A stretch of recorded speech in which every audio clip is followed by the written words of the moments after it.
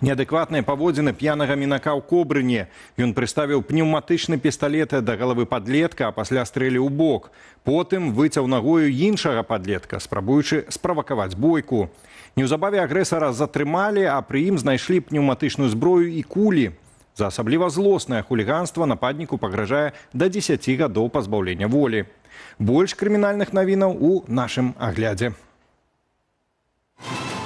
8 забойстваў, 2 замахі на забойства і згвалтаванне.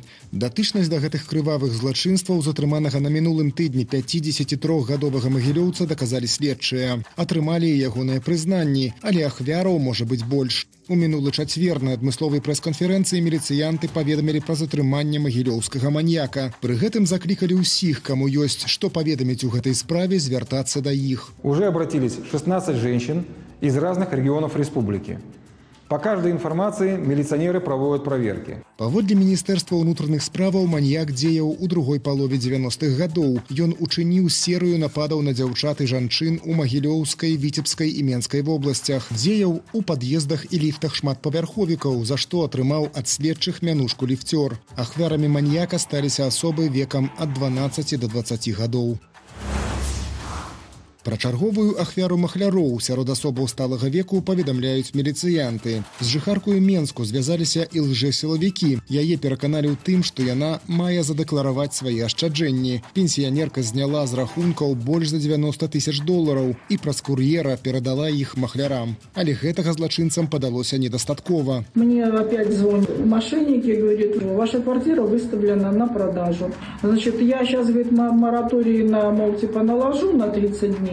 Это мошенники, надо их вычислить. Для того, чтобы вычислить, надо продавать эту квартиру. Вы, говорит, придумаете версию, чтобы, говорит, вас не заподозрил агент. Менавіта пільнасць агента нерухомасці і ўратавала кватэру ад продажу. Міліцыянты паведамілі, што праводзяць у гэтай справе правяранне.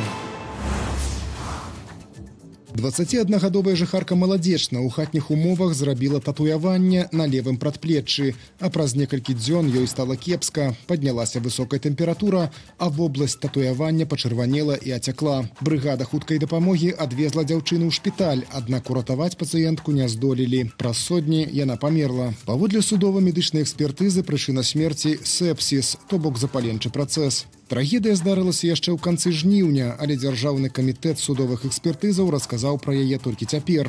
Медыкі звяртаюць увагу, да нанясення татуявання неабходны адказны падыход. Пры гэтым лепш даверыцца адмыслоўцу, пераканаўшыся, што ён выконвае ўсе санітарныя нормы. Алесь Яшченка, Белсад.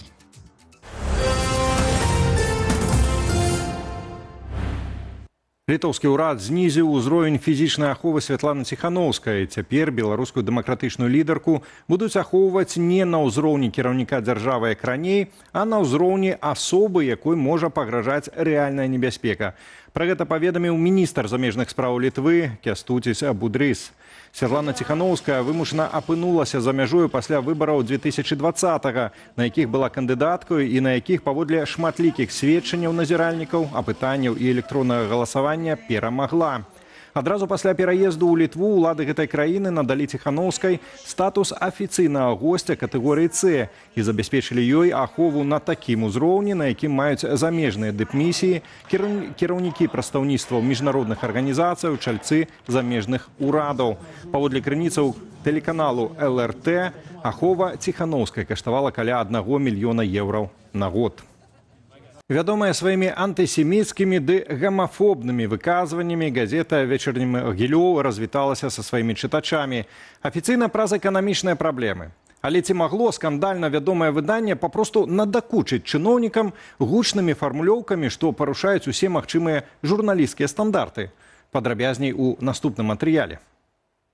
Магілёўцы засталіся без вечаровага Магілёва. Выданне спыніла сваю працу, атрымаўшы адмову ад абласной тыпаграфіі праз невялікую запазычанасць. Прынамсі, такую прычыну агучыла галоўная рэдактарка Надзея Леўченка. Такі спосаб ціску на рэдакцыі беларускія ўлады ажыццяўляюць ужо даўно. Трэба адзначыць, што ўсім свеце зараз выданні папяровым фармаце яны спыняюць ці змяняюць сваё выданне ў такім выглядзе.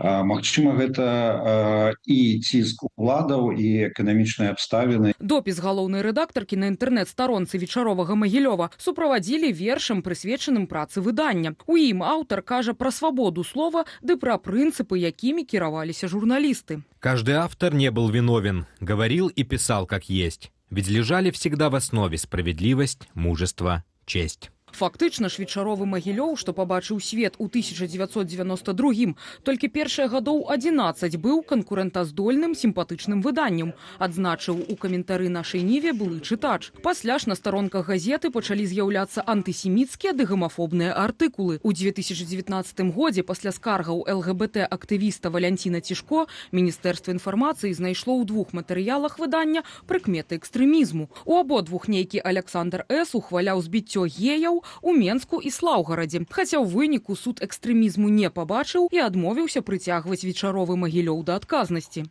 Апошнія гады, яшчэ тады, калі я з імі судзіўся, у іх пачалі праскокваць публікацыі пра рускі мір, пра единый народ і все разам узятае. Афіцыйны Мінск перыядычна адкідае такія лозунгі пра адзіны народ з рускімі, бо, я так разумею, баіцца паўтарэння Крыму і украінскага сцэнарыю. Цікава, што ў 2020 годзе ў вечаровым Магілёве з'явіўся адзіны артыкул, прысвечаны мірным пратэстам. У ім гучалі фармулёўкі пра абгрунтаваную незадаволенасць выбарнікаў ды фальсіфікацыі выбараў. Аднак пасля гэтага газета прадоўжыла існаванне, а Надзея Леўчанка захавала пасаду галоўнай рэдактаркі.